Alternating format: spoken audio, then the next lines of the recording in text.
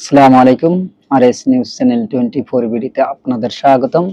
সঙ্গে আছি আমি মোহাম্মদ রেজাউল হাওলাদার। প্রথমে আসি দেশের খবর। যৌথ বাহিনীর ভয়ঙ্কর অভিযান ডেভিড হান্ট এবার মাঠে কেন? বিস্তারিত। অপারেশন ডেভিড হান্ট একটি বিশেষ অভিযান যা বাংলাদেশের সরকার কর্তৃক 8 ফেব্রুয়ারি 2025 সালে শুরু হয়। এই অভিযানে মূল উদ্দেশ্য হলো দেশব্যাপী সন্ত্রাসবাদ দমন। অনেকে বলাবলি করছে পতিত আওয়ামী লীগ সরকার সারা দেশে বিশৃঙ্খলা সৃষ্টির পায়তারা করার চেষ্টাকে ব্যর্থ করার এবং কিছু অসৎ নেতারা বিভিন্ন ধরনের চাঁদাবাজি, জমি দখল, জোর জুলুম এবং বিভিন্ন স্থানে ডাকাতির মতো সকল প্রকার জঘন্য কাজকে ব্যর্থ করার জন্য বাংলাদেশের অন্তর্বর্তীকালীন সরকার doctor Muhammad Yunus David Hunt নামের বিশেষ অভিযান নামিয়েছেন মাঠে। এর মূল উদ্দেশ্য হলো দেশব্যাপী সন্ত্রাসবাদ দমন, আইন শৃঙ্খলা পরিস্থিতির উন্নত করা এবং সকল প্রকার অপরাধীদের আইনের আওতায় নিয়ে আসা।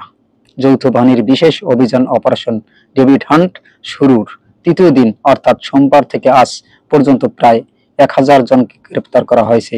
এই অভিযানে 2টি পিস্তল, একটি এলজি, একটি ওয়ান শুটার গান, একটি 5 গান, 2টি গুলি সহ বেশ কিছু দেশীয় অস্ত্র সহ উদ্ধার করা হয়েছে। অপারেশন ডেভিড হান্ট ছাড়াও বিভিন্ন মামলায় গত 24 ঘন্টায় 1775 জনকে গ্রেপ্তার করা হয়েছে।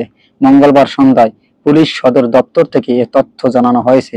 পুলিশ সদর দপ্তর থেকে এ তথ্য অনুযায়ী বিশেষ অভিযান ডেভিড হান্ট শুরুর পর শনিবার রাত থেকে আজ পর্যন্ত 5258 জনকে গ্রেপ্তার করা হয়েছে।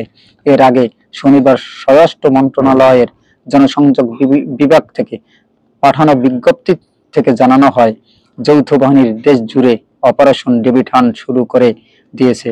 গাজীপুর ছাত্র জনতার উপর সন্ত্রাসী হামলার ঘটনায় স্বরাষ্ট্র মন্ত্রণালয়ে আইন শৃঙ্খলা রক্ষাকারী বাহিনীগুলোর সমন্বয়ে এক সভায় এই ভয়ঙ্কর ডেভিড হান্ট অভিযান পরিচালনার সিদ্ধান্ত হয়।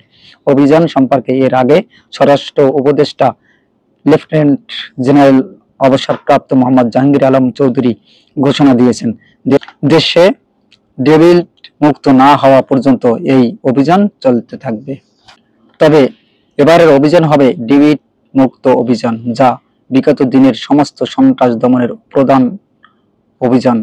ইতিমধ্যে সারা দেশ থেকে শোনা গেছে প্রায় 5000-এরও বেশি অপরাধী একে একে ধরা পড়েছে এবং অনেকে সন্ত্রাসী পালিয়ে বেড়াচ্ছে। তাদেরকে ধরতেই শুরু হয় ডেভিড হান্ট অভিযান, যৌথ বাহিনীর মারাত্মক অভিযান। শুক্রবার রাতে গাজীপুরের সাবেক মুক্তিযুদ্ধ বিষয়ক মন্ত্রী মোজাম্মেল হকের বাড়িতে মারধরের শিকার হন 15-16 জন শিক্ষার্থী। বৈষম্য বিরোধী ছাত্র আন্দোলনের নেতারা বলেছেন, শিক্ষার্থীরা ওই রাতে ডাকাতির খবর পেয়ে তা প্রতিহত করতে সেখানে গিয়েছেন, তখন তাদের মারধর করেন। এরপরই ডক্টর মোহাম্মদ ইউনূস মনে করেন দেশব্যাপী আইন শৃঙ্খলা ফিরিয়ে আনা এবং সন্ত্রাসবাদ দমনের যৌথ বাহিনীর ডেভিড হান্ট প্রয়োজন। সমস্ত যৌথ বাহিনীকে একত্রিত করে মারাত্মক এক অভিযানে নামিয়ে দেন মাঠে ডেভিড হান্ট নামে। তাই তারা মনে করেন বাংলাদেশে যত ডেভিড রয়েছে তা নির্মূল করা না পর্যন্ত এই ডেভিড হান্ট মাঠ থেকে উঠবে না। কেননা বাংলাদেশে বিগত 17 বছরে যত সন্ত্রাসবাদ না হয়েছে, আন্দোলন না হয়েছে, তা 6 মাসেই ব্যাপক পরিমাণ আন্দোলন, সন্ত্রাসবাদ, ডাকাতি, চাঁদাবাজি, জমি দখলের মতো বিভিন্ন ধরনের ঘটনা হয়েছে এই 6 মাসে। তাই ডক্টর মোহাম্মদ ইউনূস অন্তর্বর্তীকালীন সরকার তিনি মনে করেন যে বাংলাদেশে যত দিন পর্যন্ত এই ডেভিড মুক্ত না হবে, অর্থাৎ সন্ত্রাস দমন না হবে, ততদিন পর্যন্ত এই ডেভিড হান্ট নামের যৌথ বাহিনীর অভিযান মাঠে থাকবে এবং তারা সকল প্রকার ক্ষমতা প্রয়োগ করে বাংলাদেশকে সন্ত্রাস মুক্ত করে ছাড়বে। তারপর ডেভিড হান্ট পরিচালনা করবে এবং যতদিন পর্যন্ত এই সন্ত্রাস দমন না হবে ততদিন পর্যন্ত তারা মাঠ থেকে উঠবে না। আজ এ পর্যন্তই। আসসালামু আলাইকুম ওয়া রাহমাতুল্লাহি ওয়া বারাকাতুহু।